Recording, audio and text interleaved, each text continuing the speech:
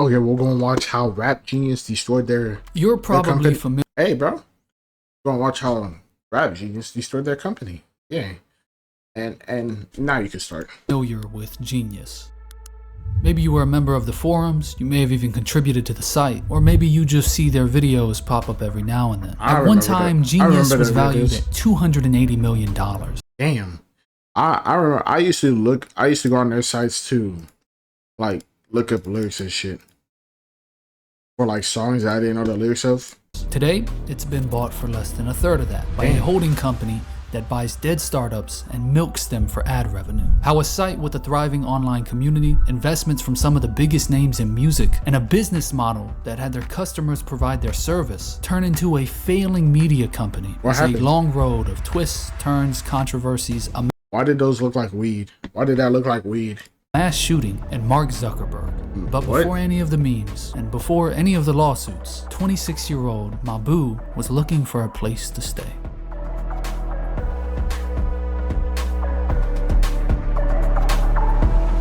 Why is it so loud? It's August 2009. Mabu had just gotten fired from his law firm after writing a blog post making fun of Allstate Insurance titled Ball State Insurance. While sleeping on the floor of his friend Alon's apartment, Mabu was explaining lines from the classic Cameron album Purple Haze to Tom, Alon's roommate. Tom wasn't a very big fan of rap, but he was working help desk at an investment firm in the city and did some programming on the side. So as the conversation goes on, it eventually morphs into the idea of turning Mabu's knowledge into a website, where people like Tom could come on and understand the meaning behind the songs that they listen to. Tom developed the site Rap Exegesis in just 6 hours. The earliest version of the site was barely usable, but the idea of something great was there. Realizing that nobody was going to use a website called Rap Exegesis, they quickly switched over to using the name Rap Genius, and after a couple months of low-level traffic, the two, along with Alon, began starting to take the site seriously. Mabu himself did many of the earliest annotations, some of which you can still find on the site. It was clear from the start that Mabu was the public face of the company, interacting with its online community and building the site through Twitter, while Tom and Alon handled the more technical and business aspects of running a new startup. Inspired by the film The Social Network, both Tom and Alon, who was working as a celebrity hypnotherapist, left their day jobs to help Mabu work on the site full time. Living off their savings and working from their home office, they went fully in on what would soon become the most popular lyric site ever. By 2011, the site was getting over 1 million unique visitors every month. Around this time, Rap Genius decided to implement a forum directly onto the site. With their rising popularity, this should be the biggest rap forum ever. They had already built the foundation and were now fully building out a community. With the new flock of rap fans, Rap Genius applied to startup incubator Y Combinator, where they managed to raise 1.8 million in seed funding, which now gave them the ability to move into an actual office. But then, 1992.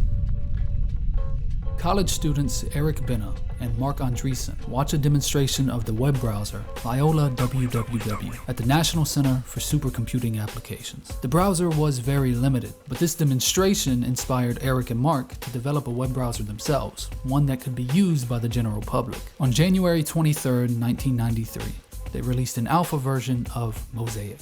Commonly thought to be the first widely used web browser, Mosaic was incredibly successful. Mosaic helped rectify many of the shortcomings other more limited browsers were facing at the time. But there was one feature Mosaic had planned but had to leave on the cutting room floor: group annotations. To implement this properly would require a server to host all the annotations, and because they didn't have time to build that to scale, they dropped the feature entirely. Oh, Rap Genius picked it up? Only 6 seconds. 2012. After hearing about Rap Genius, venture capital firm Andreessen Horowitz invests $15 million into the startup, with Horowitz adding that it's one of the most important things they've ever funded. 2012 would be a big year for Rap Genius. They had grown to over 10 million monthly users, 17 full-time employees, and implemented a verified artist feature to give verified annotations behind the meaning of lyrics. In December, the three founders were featured on Forbes' 30 Under 30. But it's 2013 that would prove to be the peak for Rap Genius. Maboo was invited to dinner at Ben Horowitz's house along with Nas and Mark Zuckerberg. After asking permission and being told no, Maboo snapped a photo of the dinner and posted it to the Rap Genius Instagram. Because of this, Zuck demanded he remove the photo and issue an apology. Zuckerberg was actually a supporter of Rap Genius early on and had already known of Maboo. They even exchanged texts. Later, during an interview about the incident, Maboo would tell Zuck to, quote, "Zuck his dick," something he would... My guy. These are billionaires that you're about to be partnered with, and niggas being stupid. Okay, then that's crazy. They're like, he's like, let's get a photo. He's like, nah, not right now. Let's not take a photo today. I'm like, okay, cool. No photo then. Why would I take a picture? That's weird. You're not even in the picture. That's weird activity. No wonder your company went down. He would also tweet later in the year at Warren Buffett while starting a Warren Buffett diss track competition on Rap Genius. This tweet caused Jay-Z to pull out of a meeting they had scheduled. Maboo chalked these outbursts up to the fact that he was suffering from a brain tumor.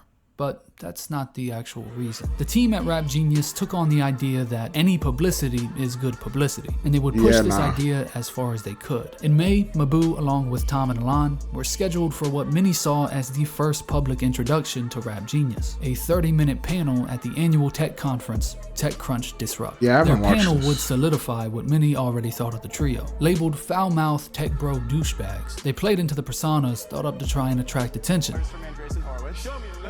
Something very different in the tech scene, almost like something out of a movie. They also said that the future of Rap Genius wasn't Rap Genius, but News Genius, and that they were actively working on spreading the annotation aspect to every website on the internet, as well as saying that in... How the hell would that work? Because the reason you use Rap Genius, right? Well, for me, I didn't really go on the website, but I just looked up like song and then lyrics and then picked the first one that came up, and their site just happened to be it. But the reason you would go on their site was so then you could like look up the song lyric, because you wouldn't be able to like get it fast enough, or I don't know, something like that, right? Like, say you heard a song, you're like, oh shit, I like the song, I want to learn the lyrics. You type it in, but like, because sometimes when you're hearing a song, they slur or like they say words differently, right?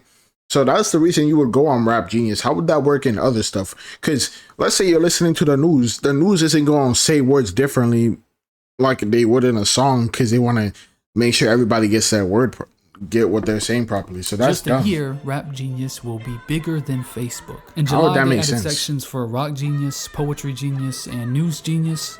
Rock? Hold on. Facebook. In July, they added sections for Rap, cool. Rock, I guess. If they're like yelling and you want to know what they're saying, sure. Poetry, why would you need poetry? Because they're not really changing up the words. And news, I don't get these two, bro. Like, sure, this one's okay because the way you say certain stuff in a song or whatever could change and it could mean something else, I guess. But this one, these two, I don't get these two. I don't get those. Rock Genius, Poetry Genius, and News Genius. And with the new sections of the site was more popular than ever.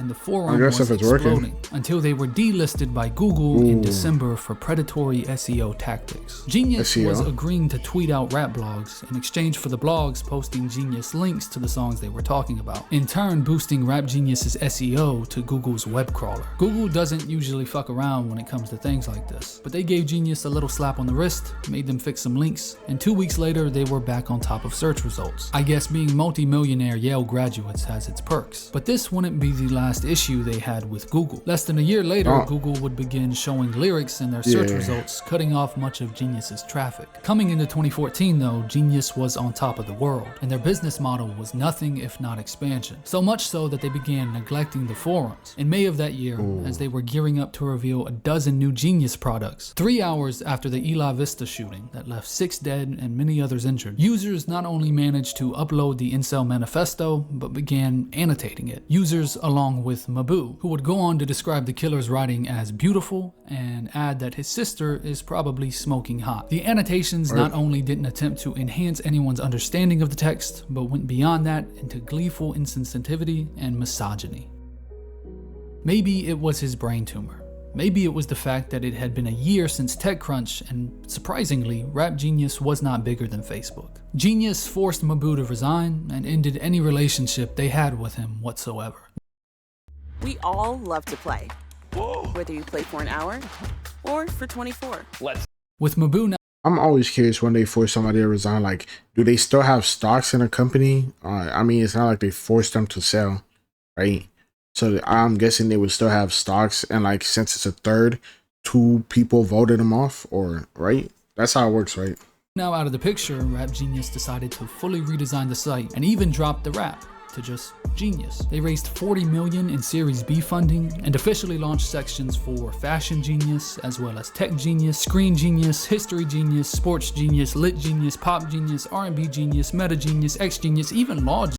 So I'm guessing it's just a place where you could get a bunch of information for a bunch of stuff.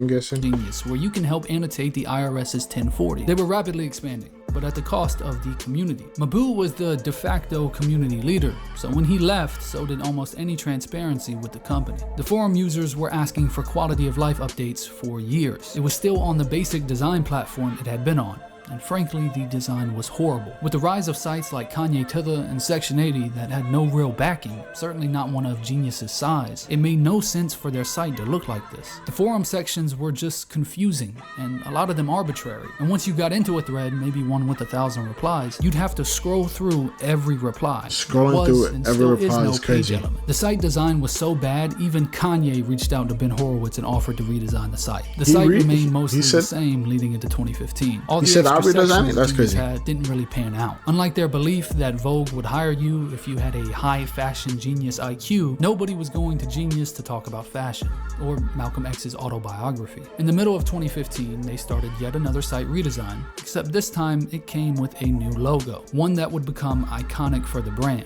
Before they went public with this change, they asked feedback from inside their community. The response was overwhelmingly negative, but they negated all feedback and publicized the change anyway. Around this time, the now 2 co-founders went on a press run talking about how they go to couples therapy and retconning the entire founding of Genius, stating that it had started from a conversation the 2 had, completely wiping away their founders. Went on a press run talking about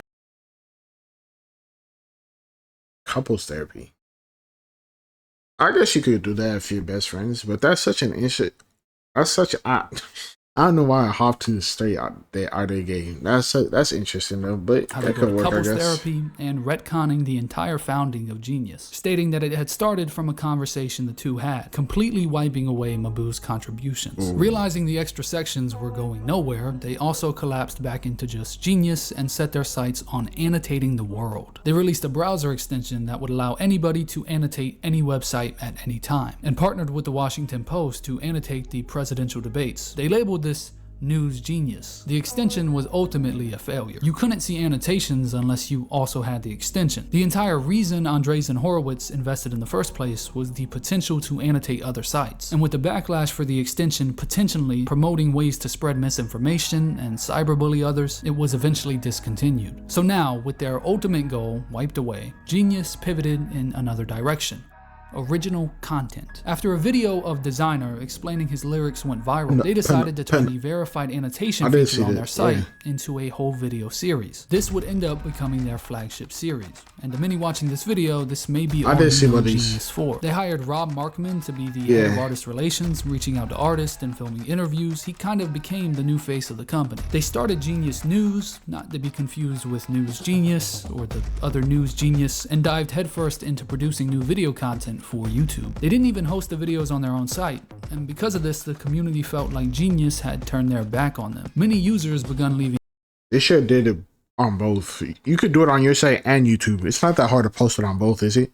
Like, just fix up the forum and then have like forums and then videos and then in mass. I mean, these are the same people you expect to transcribe and annotate your lyrics, funding your entire website, but you can't give them basic platform updates they request. At this point, Genius had already funded $79 million, and the forums still looked like this. They sunk every last dollar into video content and let their site rot in the process. This continued this way for years, with the forum numbers dwindling, many of the site's annotations becoming poor, and many songs not getting annotated at all. Genius had fully turned their back on their site, and were no longer interested in anything but YouTube. In June 2019, Genius filed a lawsuit against Google and lyric provider LyricFind, seeking $50 million. In Google's never-ending endeavor to conquer every corner of the internet marketplace, not only did they begin to show lyrics on their search results, but allegedly had sourced them from Genius. Genius had begun embedding Morse code into the transcription of their lyrics that read red-handed. With this, they proved that 99% of all Google's lyrics had come from Genius. And not only that, but once Google incorporates lyrics onto their search results, click-throughs to Genius dropped 94%. The lawsuit would be dismissed after the judge found that Genius's lyric transcriptions were derivative works and that they did not hold the copyright to the lyrics. That's also true. They could not claim Google's display of them as a copyright violation. Damn. My job is to see That's true. the Continental. You don't own the song. You just translating the words or annotating the words that they say. After being beaten in the court by Google while simultaneously relying. You know what's crazy though? You don't. Why would you like swing at your parents, or like it's basically swinging at your parents, losing the fight, and then getting your ass beat and grounded, like, and then getting all your shit taken away? Cause like they literally, like, they're on Google, right? So let's say Google is their parent, blah blah, right? They're on Google. Their parents is Google, right? Cause Google lets them stay in their house, let them have some stuff there, but unlike parents have to because they chose to have you, and you were not born because of Google. But yeah, but like, that's interesting. That's really interesting. Google's your parents, and then you swung at Google, try to sue them, and then they were like, yeah, you don't even own the stuff you're translating, and that's tough. Relying on them to keep their company afloat, Genius began to focus on live content hosted on Twitch. During the height of the pandemic, Genius started Genius Live, where viewers could send money to ask their favorite artists questions during a live Q&A and performance. I didn't know that. The funding for this project spurred a round of layoffs within the company. One of the employees told Fine Print New York, "We were all like, this is a bad idea. No major artist is going to sign up for this, and people aren't going to want to sit at home and pay $100 to ask Wiz Khalifa, what's your favorite cereal?" That's also true. He was right. Genius Live was a failure, much like Genius News, News Genius, and all of their other endeavors. In mid-2020, the Great Maboo would return, with an article posted to Hacker News calling for the resignation of Tom Lehman and Alon Zakarey, calling them two white guys who have no black friends, are mildly racist, and have zero passion for hip-hop. Maboo was looked at as a disgruntled employee, so his accusation... Is he part black or something? Where did that come from? Accusations didn't make any headlines. But in the same week, Alon's wife, Andre Gelman, had resigned from a company she co-founded after accusations of profiling and mistreatment to black and brown employees. A month after Maboo's article came out, Alon himself resigned as president of Genius to go back to celebrity hypnotherapy, and they replaced him with Mickey Tolliver King, the first black exec for Genius. Genius had already become a sinking ship, and in September 2021, with less than 500,000 of the 79 million they had once funded, Tom Lehman hosted an all-staff Zoom meeting where he announced that Genius had just been sold in a fire sale to holding company Media Lab for $80 million, and that since the total purchase price that will be distributable to the shareholders is significantly lower than the liquidation preference of preferred shareholders, holders of common stock and options will not receive any consideration. With Media Lab adding that some very talented individuals on the content and production teams were going to be let go. They fired an undisclosed amount of employees, made employee stock options worthless, and somehow the execs of the company walked away with huge paydays. Tom Lehman, $13 million. Alon Zakarey, $8 million. 4 other unnamed execs, multi-million-dollar parachutes. Rob Marksman, only $600,000. Mickey King doesn't work there anymore. Maboo is currently suing the company, and the community is dead. Wait, wouldn't Maboo get a portion of that since he helped start it? Like, this is what I don't get about that, because sure, you could like kick him off the board, but he still owns a part of the company, right? Like, how does that work? I really don't know. I wish I knew, and I'm getting to know that I don't know, because like three people started a company. Oh yeah, we don't want you working here no more. You can't be the face of this anymore, so you're fired. Okay, I still own part of the company because I made it. I'm just fired from my job of being at the top CEO or whatever. How does that work? I'm so lost. Verified is the only thing that's keeping Genius alive. If not for Verified, the company would have been bankrupt a long time ago and Media Lab would have never picked them up. Every time you see that yellow background, it should remind you of just how bad Genius dropped the ball by trying to expand too fast, neglecting their core user base, neglecting the core foundation of providing lyrics, and turning their back on their community. A community that doesn't even exist anymore. Damn. Maboo now runs a Web3 Twitter competitor, helladodge.com. Web3 Twitter competitor. It's X now. Former CEO. Now it shows NFTs. Oh, I've seen that NFTs are going down. That's tough. He was sued by Bored Ape Yachty Club in 2023. Hypnotizing right now. At least we know what happened to their site. Hey, but yeah, like, subscribe. See you guys later. Hope you have a good day or night. Bye.